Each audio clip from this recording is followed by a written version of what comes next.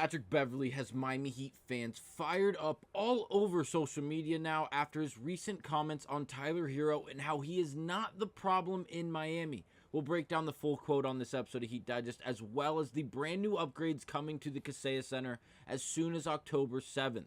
Yes, we'll break it all down right now on this episode of Heat Digest, so let's not waste any time and get right to it. Is Tyler Herro not the problem? Now, the reason I lay it out like this is for a few reasons. Obviously, the quote from Patrick Beverley, he uses almost the exact words. Actually, I believe he uses the exact words. He says Tyler Herro isn't the problem. Yes. But we've had this conversation before. Now, before we get to the quote, we've had this conversation about Tyler Herro multiple times on this channel, whether it be because he's either playing inconsistently or because he's just flat out not available to play once again due to injury or just being sidelined for whatever reason he's dealing with. Now, obviously, last season, he only played in, 40 of the 82 games last season? Just barely half. Obviously, he was available for the playoffs. But again, during those playoffs, how well did he play? Obviously, we had two play-in tournament games as well as in a 5-game series with the Boston Celtics.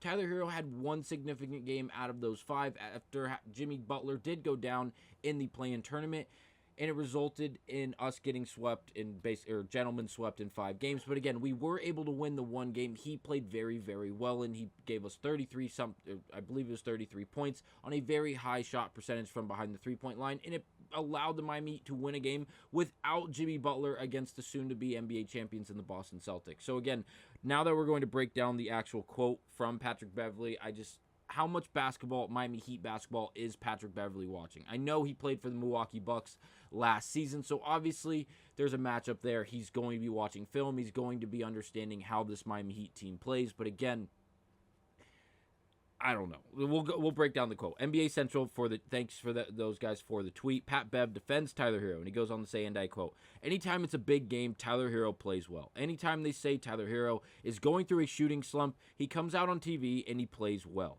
Tyler Herro isn't the problem." End of quote. And that, again, that is from the Pat Bev podcast. That is from Patrick Beverley himself. And again, you see the closed captionings on the actual video. I have the rest of this quote here from an article titled "All Defensive Guard Names X Factors Needed for Miami Heat's Success." A shout out to Anthony Pascala. This was written 3 days ago, and he goes on to quote Pat Bev, and this is what he goes on to say. "The point guard play is the problem. The point guard play for the Miami Heat is the X factor," Beverley said.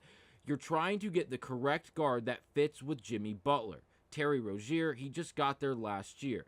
Obviously, anyone getting to the Miami Heat culture, there's an adjustment period.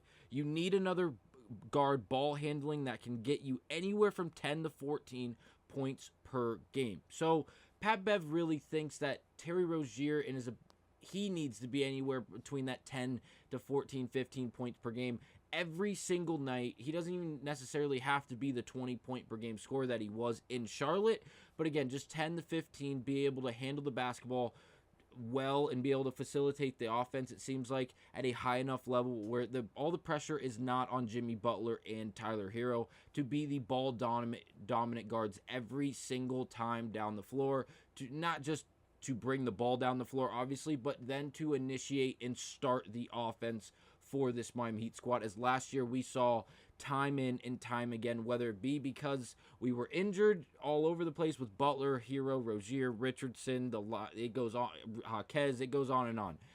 Or was it because everyone was there, but because no one has been there for a long period of time playing together due to injuries and absences, it's still stagnant despite having all the talent on the floor. That's why we lose games to Washington in December, and we just drop games to the Hornets in January, and it's horrible. And again, I don't hate the idea here from Patrick Beverley, but again, saying that Tyler Herro isn't the problem, I can't go against it because he's not 100% wrong. You can't say the entire problem is Tyler Herro. It would help if he was more active and his ability to be available was higher. That would be phenomenal, and we would love Tyler Herro even more than we do. But again, it comes down to the fact that he only played in 40 games last year, 41, 42 games last year. He averaged 20.8 points in those games, 5.3 rebounds, and 4.5 assists. Those are great numbers, especially from a kid who is only 24 years old. And again,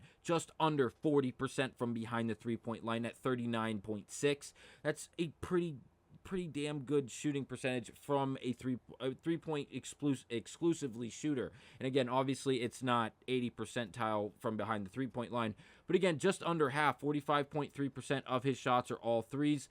And again, he is very, very good at shooting that three-point shot. Just under the 40% mark is a damn good clip in the National Basketball Association.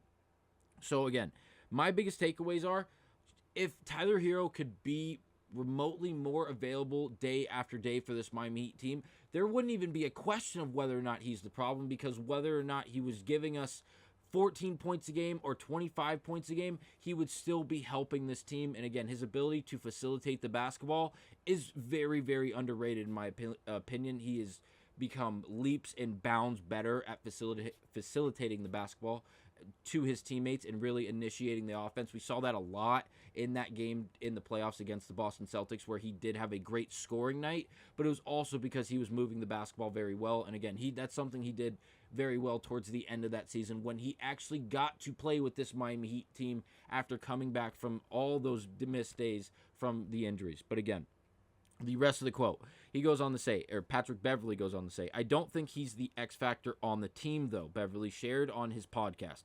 "Anytime Herro is healthy, he plays well. Any big game, Tyler Herro plays well. Anytime they say Tyler Herro is going through a shooting slump, he comes out on TV and he plays well." Again, Tyler Herro isn't the problem. I can't argue it. I've made my pitch to why I think people would even consider him to be a problem. It just remotely comes down to his availability on the basketball floor for this Miami Heat team.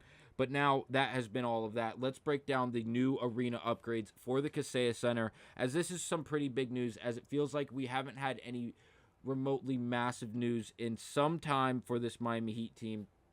Sorry about that. But again, we'll break down Miami Heat to unveil new scoreboard and other upgrades this season. And again, this was published just a few days ago, and this is pretty cool. As this goes on to say, the NBA offseason is typically reserved for making changes in a team's roster, but perhaps the biggest change for the Miami Heat underwent this summer is set to unveil on October 7th a new, and I quote, "one-of-a-kind scoreboard display that is part of several improvement projects to the Kaseya Center, the team's arena since 1999. The combined cost of the project is, and I quote, upward of $50 million, end of quote, according to Michael Kugolo, Miami's executive vice president and chief marketing officer. Now it goes on to say the public unveiling of the upgraded lighting and audio systems, as well as, and I quote, Fireball, will be during the team's annual, and I quote, red, white, and pink game, an exhibition towards the showcase the team's 2024-2025 roster, with all proceeds going towards cancer care and research at the Baptist Health Miami Cancer Institute. Miami will play its first home preseason game on October 10th, where they host, obviously, the Atlanta Hawks. So again, October 7th will be the big reveal, but again, it won't be for any specific real game. Again, it'll just be an exhibition game to highlight the roster so you guys see what we're going into the first game of the season with. And again, all the proceeds will then be donated to a great cause in cancer research, which is always good to see someone doing. So again, that is great. And this is the game. Tickets are $7.